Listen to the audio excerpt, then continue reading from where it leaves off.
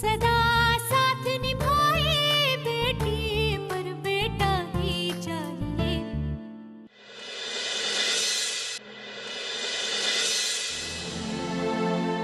अच्छा वो इंस्पेक्टर का फोन यहाँ छूट, नहीं तो हमें कभी पता ही नहीं चलता कि वो इंस्पेक्टर वज्रराज से मिला हुआ।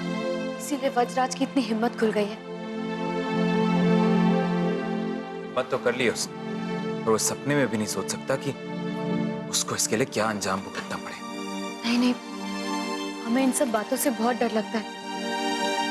बस हमारी आदित्य सही सलामत आ जाए, उसके पहले हम लोग कुछ और नहीं सोच सकते। मंजू, तुम्हें तो काफी आराम मिल गया होगा। भाई यहाँ पे आराम से बैठ के चाय पी रही हो, वहां आदित्य का क्या होगा क्या नहीं, वो ठीक है भी या नहीं, तुम्हें चिंता करने की क्या जरूरत है। इन सब के लिए आदित्य को घर वापस लाने के लिए तो बैठी है ना सरोजा। भाभी,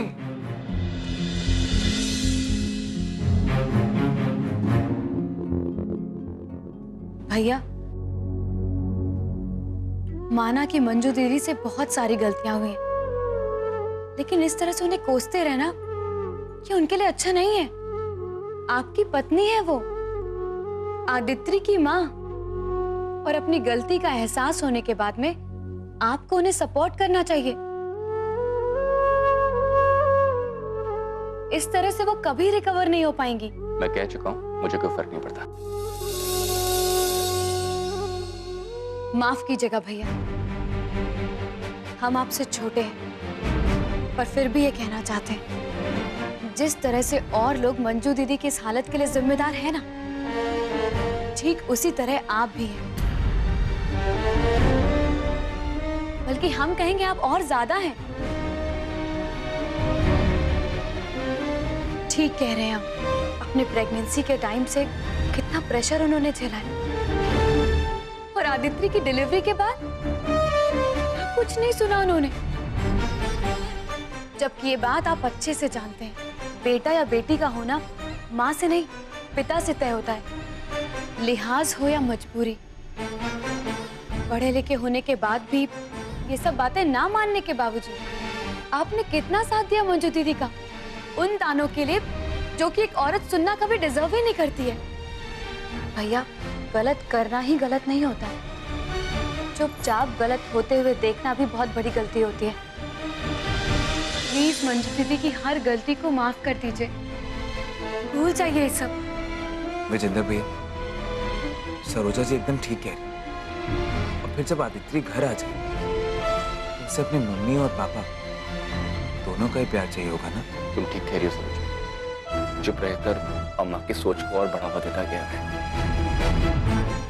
एक बार भी उनकी सोच को बदलने की कोशिश नहीं की मैंने, लेकिन मुझे खुशी है जो काम मैं न कर सका तो तुमने कर दिया।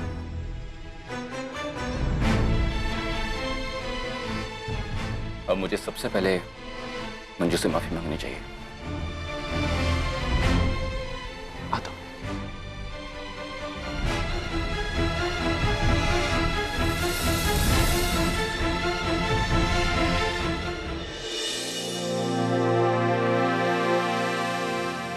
बड़की अम्मा, चले जाओ यहां से। चले जाएंगे हम, चले जाएंगे, लेकिन बड़की अम्मा, हमें एक बार माफ कर दीजिए। हम जानते हैं कि हमसे बहुत बड़ी गलती हो गई, एक बार हमें माफ कर दीजिए। माफी? किस हक से? उसी हक से जिस हक से आप इतनी दुखी हैं, इतनी नाराज हैं हमसे। लेकिन माँ का दिल तो भगवान के दिल से भी बड़ा होता है, और आप तो हमारी बड़की अम्मा है ना। माफ कर दीजिए। हम बड़े घमंड से कहा करते थे हम, तो नहीं, 4 बेटों की माँ है हम। हमारे घमंड की सजा भगवान ने दे दी हमें। बड़की अम्मा, हमें माफ कर दीजिए। संग्राम, पहले ही बहुत दुखी हैं हम। हमारे दुख को और मत बढ़ाओ। अब न हमें तुम्हारी माफी पर भरोसा है, न तुम्हारे आंसुओं पर। बड़की अम्मा, मत कीजिए हम पे भरोसा, लेकिन एक एहसान कर दीजिए हम पर। हमें माफ कर दीजिए, हमें माफ कर दीजिए। हमसे बहुत बड़ी गलती हो गई। बस एक एहसान कर दीजिए। एहसान तो तुम हम पर कर दो संग्राम। अब जब तक आदित्रि नहीं मिल जाती ना, दूर रहो हमसे, नहीं तो हम कुछ कर बैठेंगे। माफी ही मांगनी है ना तुम्हें, तो जाओ, जाकर हमारी पोती वापस लेकर आओ, जिसे तुम अपने लालच में बेच आए थे। जाओ।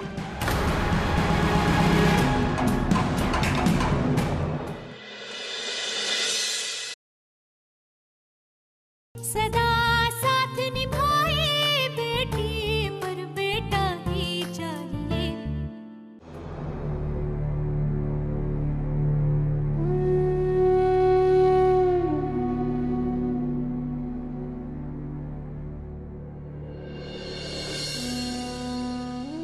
आप हमें जान से मार दीजिए, लेकिन आपकी ये नफरत अब हमसे झेली नहीं जा रही, और गालियां सुनने की हिम्मत नहीं रही हम में।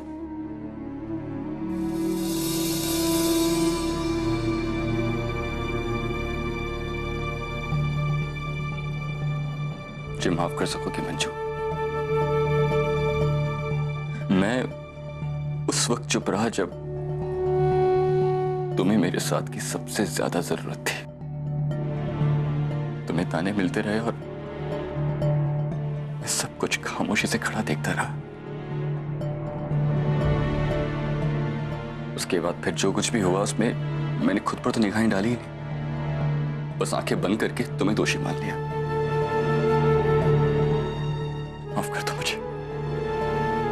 हमारा दोष माफ करने लायक नहीं, आपका गुस्सा बिल्कुल सही। बस हम ही कमजोर पड़ गए थे। अम्मा जी के ताने, चाची जी के और तारा की हंसी,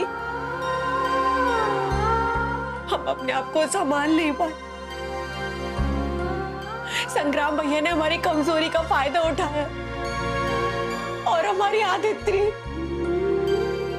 उसका भी। चलो, कम से कम मैं इस लायक तो बन सका कि आज तुम मुझसे अपना सच बांट सकती हो। और मैं तो पहले से ही जानता था कि सरोजा कभी झूठ नहीं बोल सकती। सच में हम पागल हो गए थे। आप हमें माफ कर दीजिए। आप यहां नहीं थे और हम।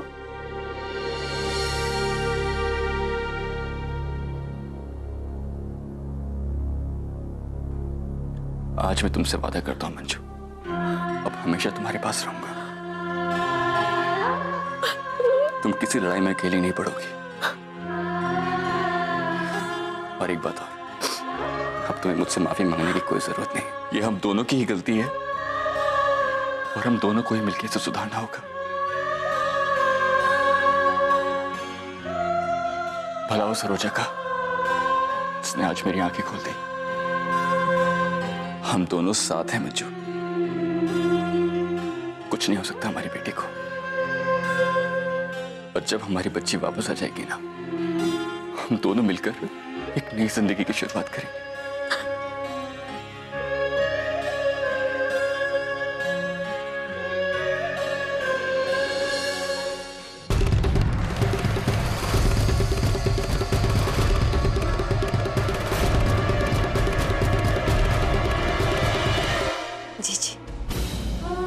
दिल से दुखी है बेचारा। जब तक आप उसे माफ नहीं कर देंगी वो चैन से सांस भी नहीं ले पाएगा। बहुत दुख हो रहा है ना अपने बेटे को दुखी देखकर।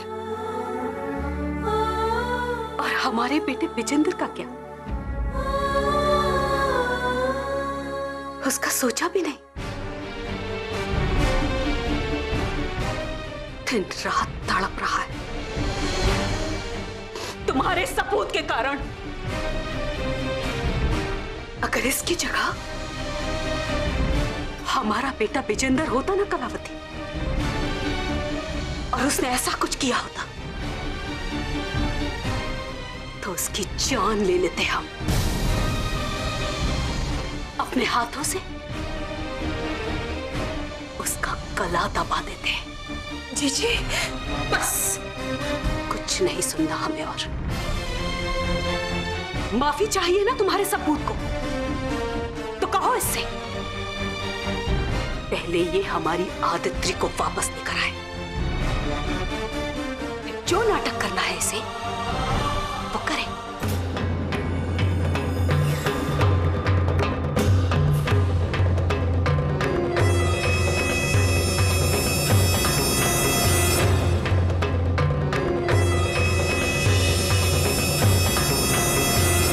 किससे माफी मांग रहे हैं और क्यों? जिस पोती का गुस्से में रात दिन कम पड़ता था, आज उसी के लिए इतना प्यार उमड़ रहा है सिर्फ इसीलिए क्योंकि उंगली हमारे बेटे पर उठी, उनके बेटे पर नहीं। महान बनने का शौक रखने से कोई महान नहीं बन जाता संग्राम। दावे के साथ कह रहे हैं यही सब कुछ अगर माधव या विजेंद्र ने किया होता तो यही जीजी सब कुछ एक दुर्घटना समझकर भूल जाते। बस भीख देकर अपनी शान बढ़ाने का शौक है इनको, लेकिन हमारे सुख दुख से कोई लेना देना नहीं है इनको। पूछ तो ये आंसू बेटा, जितना ही तुम गिराओगे उतना ही जमीन पर धंसते जाएंगे हम। माई, हमारी आंखें खुल गई है, अब आप भी जाग जाइए। यही अच्छा होगा आपके लिए।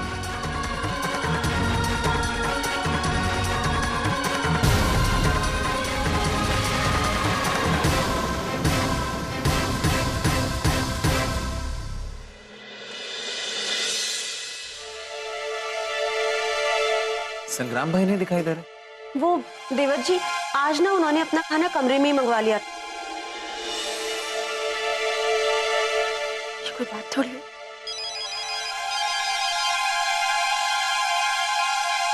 Hello hello Madhav ji. जी सूरज। अच्छा देखिए, पैसों का इंतजाम हो गया है, मेरी टीम रात को ही पैसे पहुंचा देगी। और आप एक काम करिए, संग्राम को बोलिए कि वज्रराज को कॉल करे और कल ही मिलने की डील फाइनल करे। थैंक यू सूरज, हम ऐसा ही करेंगे। अच्छा, उस इंस्पेक्टर का कुछ पता चला कि वो वज्रराज से मिला हुआ है या नहीं? वो इंस्पेक्टर, वज्रराज और वो बघेल सब लोग मिले हुए हैं। वो इंस्पेक्टर बस किडनैपिंग में अपना कमीशन लेता था और बघेल का बैंग उनके फ्रॉड को हेल्प करता था। और यू नो व्हाट, ये वही बघेल है जिसकी कार सरोजा ने देखी थी। अच्छा माधव जी, एक काम करिए, मुझे संग्राम से कुछ बात करनी है। क्यों सूरज, कुछ हुआ क्या? नहीं, ऐसा कुछ नहीं है, एवरीथिंग इज फाइन। बट मुझे कुछ उनको इम्पोर्टेंट चीजें बतानी है ताकि वो वज्रराज से मिले तो उनसे कोई भी भूल ना हो जाए। ठीक है सूरज, हम 2 मिनट में आपसे बात कराते हैं। ओके। सूरज ने पैसों का इंतजाम कर लिया।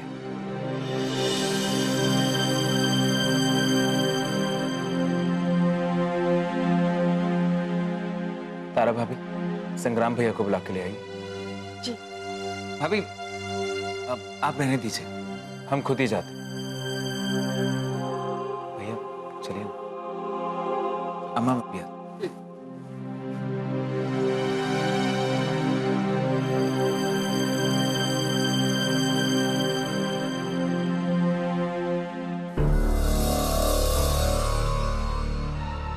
संग्राम भैया, सूरज सिंह आपसे कुछ बात करना चाहता है। हम कल ही वज्रराज को जाके सारे पैसे दे देंगे और अपनी आदित्रि को वापस ले आएंगे। हेलो हेलो संग्राम जी।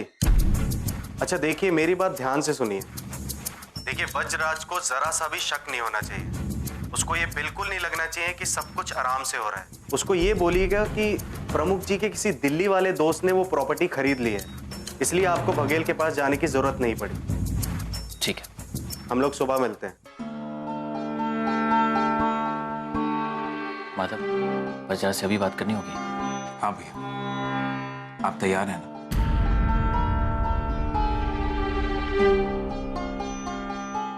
हेलो वज्रराज, देखो पैसे का इंतजाम हो गया। अरे ऐसा कैसा पैसा मिल गया तुम लोगों को? हाँ, अरे कल तक तो बड़ा दुखड़ा रो रहे थे तुम लोग, और बिना बघेल से पैसा लिए ही तुम लोग ने पैसे का बंदोबस्त कर लिया। अरे वाह, क्या बात है। आखिर कोई लॉटरी वॉटरी लग गया क्या? बिना बघेल के पास गई पैसों का इंतजाम हो गया, क्योंकि हमारे बड़के बाबूजी के कोई दोस्त हैं दिल्ली के, उन्होंने प्रॉपर्टी खरीदी है। अरे ऐसा कौन सा तेरा रईस दोस्त है, जरा हमसे भी मिला दे। अरे कभी ना कभी तो हमारे भी काम आ जाएंगे वो। देखो वज्रराज, बड़ी मुश्किल से पैसे का इंतजाम हुआ है। अब तुम मिलने का टाइम बताओ ताकि हम अपनी आदित्य को घर ले आए। अरे हाँ हाँ हाँ, बहुत जल्दी है ना तुझे अपनी पाप धोने की। कल 2 बजे के बाद मिल। सुन, वज्रराज सिर्फ अपने शर्तों पर चलता है, और ध्यान रखना, बच्ची को देखने का शर्त है प्रॉपर्टी का कागजात, और उसे यहां से ले जाने का शर्त है पूरे 1 करोड़ नगद।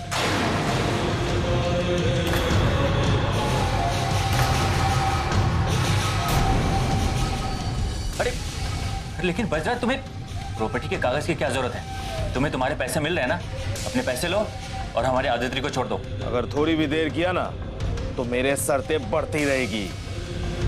रखते हैं। अरे लेकिन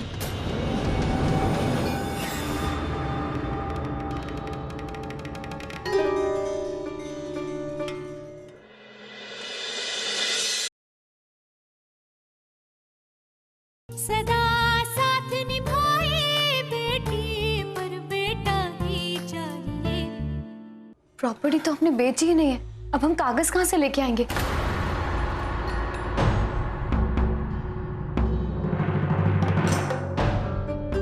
लेकिन उससे प्रॉपर्टी के कागज आखिर चाहिए क्यों? कहीं उसे शक तो नहीं हो गया कि हम सीआईडी की हेल्प ले रहे हैं? हो भी सकता है, लेकिन उसकी डिमांड पूरी की जा सकती है।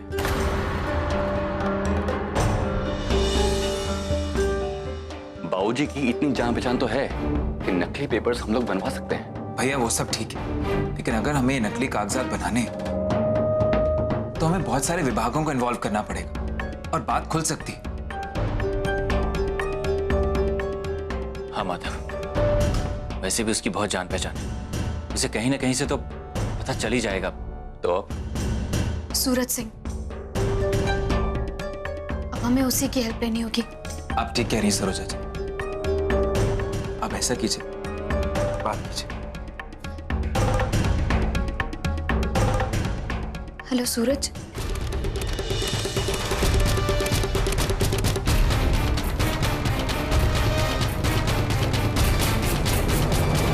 डोंट वरी सरोजा, सब कुछ ठीक हो जाएगा।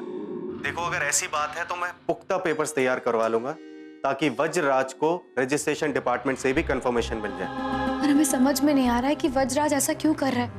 बहुत डर लग रहा है हम लोगों को। नहीं, ऐसा कुछ नहीं है, वो बस अपनी तरफ से श्योर होना चाहता है। अच्छा देखो सरोजा, तुम एक काम करो, वज्रराज को ये कहलवाओ कि पहले हम बच्ची को देखेंगे, उसके बाद ही हम पेपर्स दिखाएंगे। ठीक है, ऐसे ही करेंगे हम लोग। बाय। भैया हाँ बोल। हाँ वज्रराज, हमें तुम्हारी सारी शर्तें मंजूर हैं, लेकिन उससे पहले तुम्हें हमें हमारी भतीजी से मिलाना होगा ताकि हमें तसल्ली हो जाए कि वो ठीक है। वज्रराज सिर्फ अपने शर्तों पर चलता है। बच्ची को देखने का शर्त है प्रॉपर्टी का कागजात, और उसे यहां से ले जाने का शर्त है पूरे 1 करोड़ नगद। अगर थोड़ी भी देर किया ना तो मेरे शर्तें बढ़ती रहेगी। रखते हैं। अरे लेकिन हमारे पास अब कोई चारा नहीं, हमें वज्रराज की सारी शर्तें माननी होगी। होपफुली ये हमारे इंतजार की आखिरी रातों